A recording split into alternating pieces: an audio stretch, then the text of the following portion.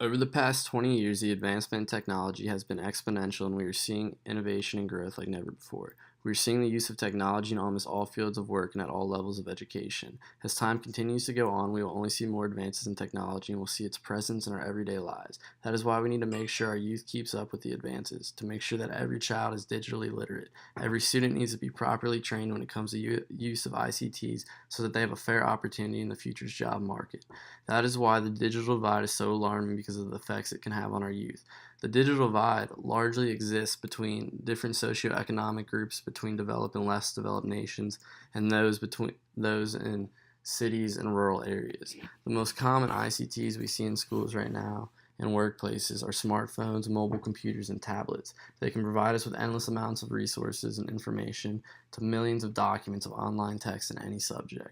They provide students with a much better education, and they are offered endless amounts of resources. One of the most vital contributions of ICT in the field of education is easy access to learning.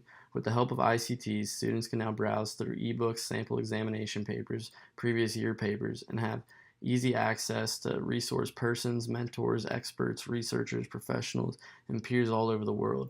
This becomes a huge issue when we have students in private and well-funded public schools that have access to their own personal smartphones and computers, but then we have a less fortunate school where students only have 20 computers for maybe 1,000 students. They're being left with such a huge disadvantage and have a huge setback when it comes to their education. We're also seeing a lot of schools moving in the direction of electronic assignments where you need to submit online documents to complete schoolwork. This becomes a huge issue when students go home and they don't have a broadband internet connection. A June 2013 U.S. White House broadband report, for example, showed that only 71% of American homes have adopted broadband, a figure lower than in any other country with comparable gross domestic product to the U.S.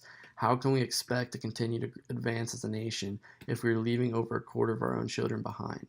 ICTs have the potential to innovate, accelerate, enrich, and deepen skills, to motivate and engage students, to help relate school experience to work practices, create economic viability for tomorrow's workers, as well as strengthening teaching and helping schools change. If we can't provide access to ICTs for every student, then we're going to see huge difficulties for them after they get out of school. As we advance in terms of technology and digital literacy, we're going to notice many unfilled tech jobs due to the low supply of qualified workers. There are going to be many kids that get out of school and end up getting stuck with low wage and high intensive labor jobs. As bad as this may sound, there are steps that can be taken to bridge the divide. There are ways to help those who are less fortunate when it comes to their access to ICTs. In 2011, Comcast started a program called Internet Essentials, which was a program that was developed to provide high-speed internet for $9.95 a month in poor and unfortunate areas, and it also offered them access to low-cost computer equipment and digital literacy training opportunities. Internet Essentials was able to help over 400,000 Americans in its first year. However, the broadband internet connections are not the only issue when it comes to bridging the divide.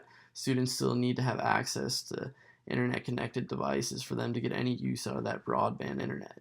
Google has released the Chromebooks, which are being used in schools across the country. They're cheap and easy to manage and are popular with budget-constrained schools with limited tech support staff. Schools have been able to easily fund and purchase the Chromebooks, and they allow students to use Microsoft Office, Google Education apps, and internet browsing. If schools are still unable to fund individual Chromebooks for every student, they can still purchase a smaller amount of Chromebooks and allow them to be used by multiple students. They're easy for classrooms to share. Students just sign in with a Google account, and students' apps and documents will instantly appear. When it comes to the education of our youth, we can't take any risks. We can't afford to miss out on another Steve Jobs or Albert Einstein because we left kids without an opportunity. They all need a fair chance, and they need to have a strong digital literacy at a young age. There are endless amounts of benefits that ICTs have to offer, and every student should be given that opportunity. So much more can be done to bridge the divide, and that can only happen when everyone is aware and understanding the issue. We need more internet providers like Comcast willing to help less fortunate. There needs to be more government funding and schools applying for government grants, as well as community leaders stepping up to help raise funds through private donations or nonprofits. In the end, we can make sure that every child is given a fair opportunity as long as we all put forth an effort and try to bridge this divide.